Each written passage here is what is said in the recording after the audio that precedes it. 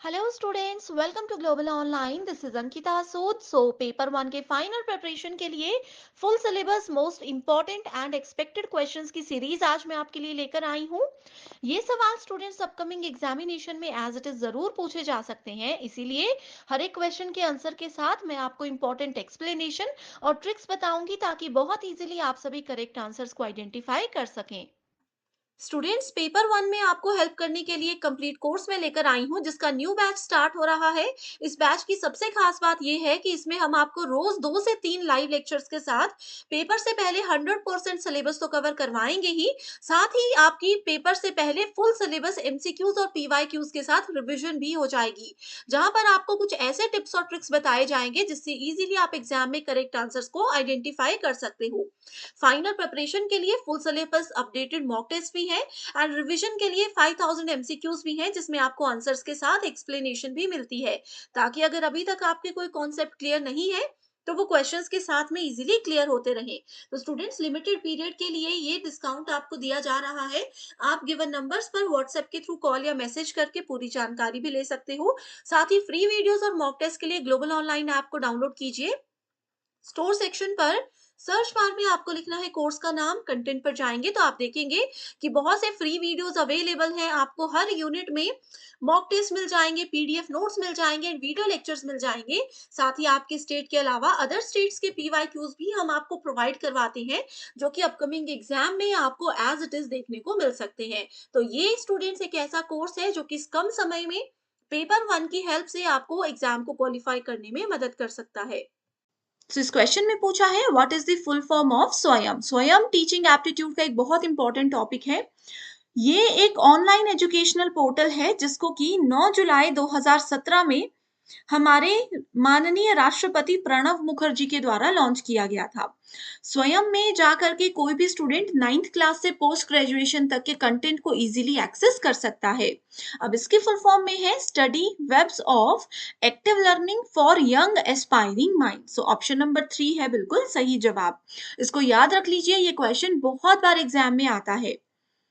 Next is the best educational program is one which is according to. अब देखिए, एक educational programme, एक शैक्षणिक कार्यक्रम अच्छा कब माना जाता है? जब वो एक टीचर की, एक बच्चे की ज़रूरतों को समझता है कि बच्चा किस चीज़ के बारे में सर्च कर रहा है, बच्चे को किस नॉलेज की ज़रूरत है, एबिलिटी ऑफ द चाइल्ड कि बच्चे की कितनी क्षमता है, उस लेवल के हिसाब से जो पढ़ाए, वो एक बेस्ट एजुकेशनल प्रोग्राम है। या फिर इंटरेस्ट ऑफ द चाइल्ड कि बच्चे को किस चीज़ में इंटरेस्ट है, किस तरीके से पढ़ना वो पसंद करते हैं, ये अगर आपको प्रोवाइड करवा रहा हो। All of this along with the need of the society कि समाज को कैसे एजुकेशन की ज़रूरत है आगे आने वाली जनरेशन के लिए, ये भी आपको जो बताता है वो होता है एक best educational program. So correct answer है ऑप्शन नंबर डी, जिसमें लिखा गया है कि ऊपर के तीनों ऑप्शंस भी सही हैं, जिसके साथ ये स्टेटमेंट ऐड की गई है। ओके। क्वेश्चन है failure on the part of a teacher to communicate the ideals and ideas well to the students may result in. अब एज अ टीचर अगर आप अपने विचारों, अपने आदर्शों को अच्छी तरह से स्टूडेंट्स तक पहुंचा नहीं पा रहे हो, आप उस चीज में फेल हो जाते हो, तो उसका क्या परिणाम आपको मिलेगा? ठीक है, तो ये है क्लासरूम इनडिसिप्लिन, यानी कि कक्षा में अनुशासन, रूल्स को और आपकी बात कोई स्टूडेंट नहीं सुनेगा। Loss of students interest in the topic being taught and under estimate of the teacher. ठीक है, यानी कि इसमें कहा है कि ऐसे अगर करोगे, आप अपनी बात अच्छे से प्रेजेंट नहीं कर पाओगे तो स्टूडेंट्स का एक तो उस टॉपिक से, उस सब्जेक्ट से इंटरेस्ट कट जाएगा, साथ ही वो टीचर की जो है वो कम आंकना करेंगे कि टीचर को कुछ भी नहीं आता। तीसरा है increase number of absentees in the class. अब देखो, बहुत से बच्चे, खास तौर पर कॉलेज में ये चीजें ज्यादा रहती हैं कि अगर आपको ऐसा लग रहा है कि हाँ, ये टीचर अच्छा नहीं पढ़ा रहे, ना हमें सब्जेक्ट में इंटरेस्ट था, ना टीचर इंटरेस्ट के साथ पढ़ा रहे हैं, अच्छे तरीके से पढ़ा नहीं रहे, तो आपकी क्लास में बच्चे आएंगे ही नहीं। तो ये सब चीजें होती हैं तब जब आप अपनी बात, अपना नॉलेज अच्छे से सामने वाले स्टूडेंट के सामने प्रेजेंट ना कर पाओ। सो करेक्ट आंसर है option number D. The 93rd Constitutional Amendment Bill 2001 provides the provision for, बहुत इंपॉर्टेंट क्वेश्चन है। सो 93rd Constitutional Amendment जो थी उसमें प्रोविजन दिया गया था किस चीज के ऊपर, वो दिया गया था कि nutritional status to people 6 years age group. ठीक है, थोड़ा सा ये ट्रांसलेशन में गड़बड़ हो गई है। 6 से लेकर के 14 साल तक के जो बच्चे हैं उनको एक अच्छा पोषण भरा खाना दिया जाएगा। पोषण की स्थिति उनकी विद्यार्थियों की अच्छी रहनी चाहिए। Focus on girls belonging to reserved category in depressed areas, उन लड़कियों पर ध्यान दिया जाएगा जो कि आरक्षित वर्ग से आती हैं और थोड़े गांव टाइप के एरिया में रहती हैं, जिनको पता नहीं होता कि एजुकेशन का क्या इंपॉर्टेंस है। शिक्षा कर्मी schools in socio economically backward areas. ठीक है, रूरल और बैकवर्ड एरियाज जो हैं, rural urban area backward areas जो हैं, वहां पर सामाजिक आर्थिक रूप से पिछड़े क्षेत्रों को शिक्षा कर्मी स्कूल नाम का एक पोर्टल जो है, ऑनलाइन भी है ऑफलाइन भी है, इस चीज की सुविधा दी जाएगी। तो ये सभी इस अमेंडमेंट बिल 2001 के अंदर कंसिडर किए गए थे। अगला क्वेश्चन है, the first page that is displayed of any website is known as. So इस वेब पेज को क्या बोलते हैं। अब देखो, कोई भी वेबसाइट आप चला रहे हो, आप लोग अगर ग्लोबल ऑनलाइन की साइट पर जा रहे हो या कोई भी टॉपिक अपनी अपने एग्जामिनेशन के ऑफिशियल वेबसाइट पर अगर जा रहे हो, तो उसमें जो सबसे पहली वेबसाइट पर जाते जो सबसे पहली स्क्रीन आती है, ठीक है, उसको क्या बोलते हैं। Banner page, master page, home page या फेस पेज, उसको क्या कहा जाता है। इसको कहते हैं होम पेज, ऑप्शन नंबर 3। अब देखिए स्टूडेंट्स, ये सीरीज अगर आपको पसंद आ रही है तो आपको बता दूं कि 2023 में जो सेट एग्जाम्स हुए थे उनके वीडियोस भी ऑलरेडी अवेलेबल है, वो आप देख सकते हो। एज इट इज क्वेश्चंस बाकी के स्टेट के एग्जाम्स में भी आ सकते हैं। एंड 2022 हम अभी कर रहे हैं, इसके पीछे के जितने एग्जाम्स हैं 2018 के बाद के, अगर चाहते हो कि वो सीरीज भी कंटिन्यू करूं तो मुझे एक बार कमेंट करके बता दीजिए।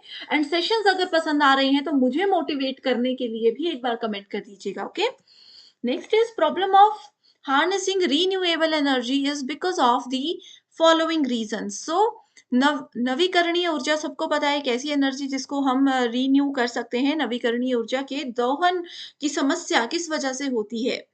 सोर्सेज आर डिफ्यूज्ड, यानी कि स्रोत जो है वो अभी डिफ्यूज हो चुके हैं। Collection and utilization of expenses, energy from renewable sources can not be converted to electricity, यानी कि रीन्यूएबल सोर्सेज की जो एनर्जी है उसको इलेक्ट्रिसिटी में नहीं बदला जा सकता। Unit cost of energy generation is high, per unit जो कॉस्ट होती है इसकी जनरेशन की वो बहुत हाई है। सो करेक्ट आंसर क्या है, option number 1 and 2। Action research means, ये क्वेश्चन हमने डिटेल में बहुत बार आपने देखा होगा, पीवाईक्यू सीरीज में मैं लेकर आती हूँ क्योंकि ये लगभग हर पेपर में पूछा जाता है। एक्शन रिसर्च का मतलब होता है research initiated to solve an immediate problem. Next is what is the meaning of technological gate keeper. ICT का क्वेश्चन है। टेक्नोलॉजिकल गेट कीपर का मतलब होता है a method of giving current awareness services, a method of technology assessment and evaluation, a process of transfer of information technology and the an information mechanism of keeping the user developments informed of relevant। so ये है इसका correct answer. Technological gate keepers वो होते हैं जो उपयोगकर्ता के विकास को बनाए रखने के लिए एक अनौपचारिक तंत्र प्रासंगिकता की जानकारी देते हैं। अगला क्वेश्चन है मैच द फॉलोइंग से रिलेटेड। दो लिस्ट दी गई हैं, एक तरफ कुछ इंस्टीट्यूशंस, सॉरी, एक तरफ कुछ नाम लिखे गए हैं, दूसरी तरफ आपको बताना है कि वो किस चीज से जुड़े हैं। Nalin Mehta, national Herald, readers editor या फिर आर के लक्ष्मण। ठीक है, सो डायरेक्ट आंसर पर जाते हैं। सो इसका करेक्ट आंसर आप देख सकते हो, Nalin Mehta is related to behind a billion screens what television tells us about modern India, ये इन्होंने लिखा था। अगला है National Herald, so this is related to Nehru, Pandit Jawaharlal Nehru. ठीक है, अगला है readers edition, it is related to the Hindu, और R K Laxman is directly related to the common man. ये आर के लक्ष्मण नाम का एक टीवी सीरियल भी आता था, आई होप आपने देखा है। उसका टाइटल ही था आर के लक्ष्मण की दुनिया, story of a common man. तो यहाँ से आप आइडिया लगा सकते थे। ठीक है, यहाँ से आप आंसर को इजीली ढूंढ सकते थे। It aims to collect, preserve, and disseminate entire intellectual output of our country and provide online access from school level to post graduation level, including technical education. सो यहाँ पर एक ऐसे सॉफ्टवेयर का नाम बताया गया है, एक लाइब्रेरी या डिपोजिटरी का नाम पूछा गया है, जिसमें कि जितने भी हमारे देश में बौद्धिक आउटपुट हैं उनको इकट्ठा करके रखा गया है। इसलिए रखा गया है ताकि आगे चलकर किसी समय में किसी और को उसकी ज़रूरत पड़े तो वो आसानी से उसको एक्सेस कर सके। सो इसका करेक्ट आंसर क्या है? NDL, that is national digital library. इस क्वेश्चन का कीवर्ड ये था कि यहाँ पर बोला था access from school level to post graduation, intellectual outputs, ठीक है, ये इसके कीवर्ड्स हैं। Next is consider the following 4 groups of the statements. 4 statements यहाँ पर दी गई हैं। आपको बताना है कि state the groups which for which the third statement can be logically deduced using both the preceding two statements but not just from one of them। आपको ये बताना है कि देखिए, जैसे पहली स्टेटमेंट है, पहली स्टेटमेंट में एक टर्म ये है, दूसरी ये है और तीसरी ये है। आपको कहा है कि वो आंसर आपको ढूंढने हैं जिसमें ये दोनों शुरू की दोनों स्टेटमेंट को फॉलो करते हुए तीसरी कंक्लूजन के रूप में काम कर सकती है, ठीक है। तो ये पहले स्टेटमेंट में बोला गया है X is an actor, some actors are pretty। X एक एक्टर है और कुछ एक्टर्स जो हैं वो प्रिटी होते हैं। X is pretty, तो ये बोल रहा है कि X प्रिटी है। सही होगा या गलत होगा? जब तक मैं आंसर बताती हूँ उससे पहले आप लोग भी एक आइडिया लगा सकते हो, तो ये बिल्कुल सही नहीं है, ठीक है। दूसरा स्टेटमेंट बोलता है some men are crops, all crops are brave, all brave people are crops. यहाँ पे एक्चुअली क्रॉप्स नहीं होगा, कॉप्स हो सकता है मे बी, ठीक है, बट ये भी इसको स्टेटमेंट को जस्टिफाई नहीं कर रहा। तीसरा है ऑल एक्टर्स आर ब्रेव, जितने भी एक्टर्स हैं ये सभी एक्टर्स क्या हैं? ब्रेव हैं। सम मेन आर एक्टर्स, कुछ जो मेन हैं, ये मान लीजिए मेन है, some mens are actors, some mens are not actors, some mens are brave. बिल्कुल सही, ये बता रहा है ना आपको, सम मेन्स आर एक्टर, तो कुछ मेन्स जो है वो ब्रेव भी तो है। सो इसलिए करेक्ट आंसर सी तो है ही। और सी के साथ देखते हैं ऑल एक्टर्स आर प्रिटी, ये बोलता है all actors are pretty. X is not an actor, X जो है वो एक्टर नहीं है, X is not pretty, X is not pretty, तो ये भी सेटिस्फाई नहीं कर रहा। करेक्ट आंसर है option number 3 only. Next is the average of 3 numbers is V, ठीक है, 3 नंबर का एवरेज V माना है। If one of them is Z, एक नंबर है Z and the other is Y, what is the remaining number? Okay, so 3 number है ZY, उसमें से 2 नंबर है। कहा है कि उन 3 नंबर्स का जो एवरेज है वो V आना चाहिए। सो देखिए इसका करेक्ट आंसर है 3V minus Z minus V। इससे हम क्या कर सकते हैं? रिमेनिंग नंबर को ढूंढ सकते हैं। इस तरीके से देखिए, आपको पता है एवरेज कैसे निकाला जाता है? 3 नंबर का सम करके जितनी उनकी वैल्यूज है डिवाइडेड बाय 3, क्योंकि 3 नंबर दिए हैं, तो x y और तीसरा नंबर हमने n मान लिया, divided by 3 equals to v, जो कि है इसका एवरेज। अब हमने क्या कर दिया, इसको उस तरफ ले गए, 3v हो गया और बाकी चीजें एज इट इज है। देन हमें तीसरा नंबर निकालना था, तो इसके लिए फॉर्मूला है 3v minus z minus y। Artificial ripening of fruits can be done by a gas obtaining by reacting what? So देखिए, जो अब आपने देखा होगा कुछ केमिकल्स ऐसे आए हैं मार्केट में जो कि फ्रूट्स वेजिटेबल्स को जल्दी पका देते हैं उनके समय से पहले, ताकि वो महंगे बिके मार्केट में। तो वो उसके लिए कुछ गैस यूज करते हैं। अब बोला है कि वो गैस ऑब्टेन करने के लिए किन चीजों का, किन केमिकल्स का रिएक्शन किया जाता है। सो करेक्ट आंसर है इसमें option number C, calcium carbide and water. Next question है let us consider the following figure. So यहाँ पर एक फिगर दिया गया है, आपको ढूंढना है कि इस वाले स्पेस में करेक्ट आंसर क्या होगा। सो आंसर है 121।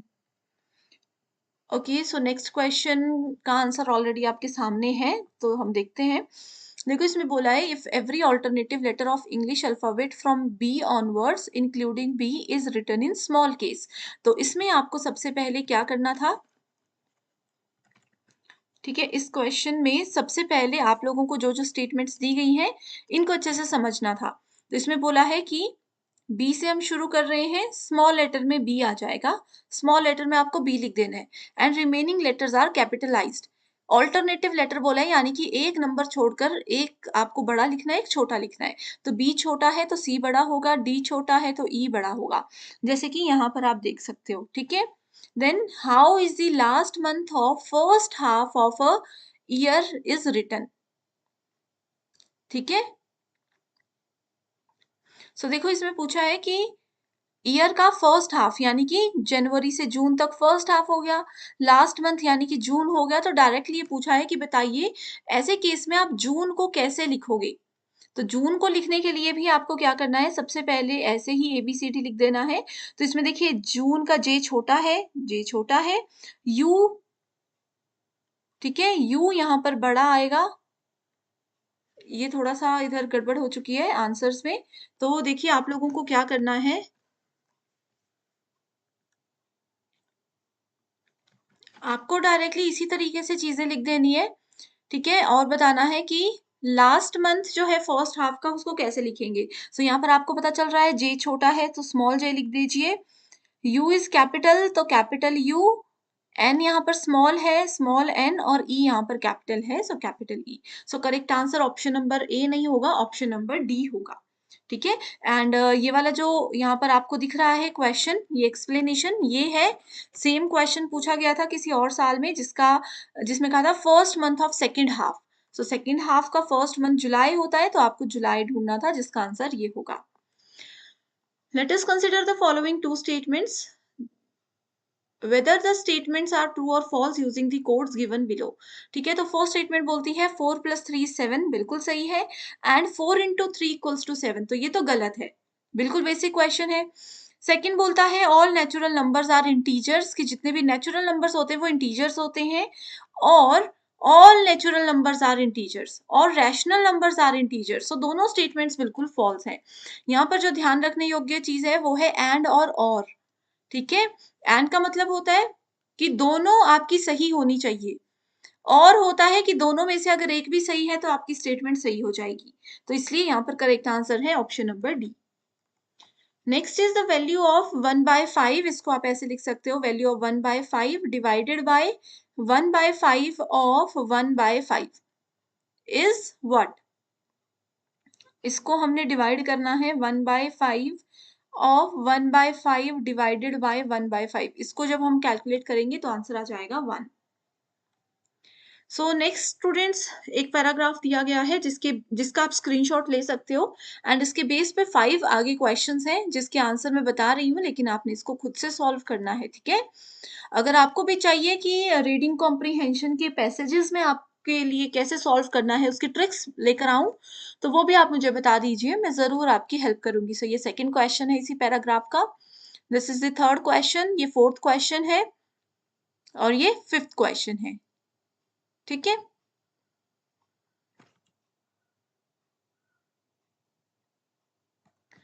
नेक्स्ट है the average age of 4 members of a family is 19 years. 4 members हैं ABCD, इनकी एवरेज एज है 19 ईयर्स। इस तरीके से after 2 years their average age will increase nearly by, so वो 10.5% तक बढ़ जाएगी आफ्टर 2 years। 2 साल में सबकी एज बढ़ जाएगी। अगर एक ए जो है वो 2 का था पहले, ये 3 का था, ये 4 का था, ये 5 का था, ठीक है? मानकर चलते हैं सबकी एज 2-2 साल बढ़ गई, तो क्या हो गया, इनकी एज 4 हो गई, इनकी 5 हो गई, इनकी 6 हो गई, इनकी 7 हो गई, तो एवरेज एज भी तो बढ़ जाएगी। तो ये कितना परसेंट बढ़ा है, ये बढ़ गया है 10.5%। Income and expenditure of 4 company in the year 2019 is given below.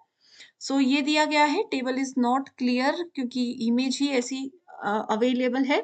So answer देख लीजिए, डायरेक्टली पी है। आपको बताना है कौन सी स्टेटमेंट सही है। Some of the cricketer players are tennis players. 3 circle है क्रिकेटर्स का, एक टेनिस प्लेयर्स का।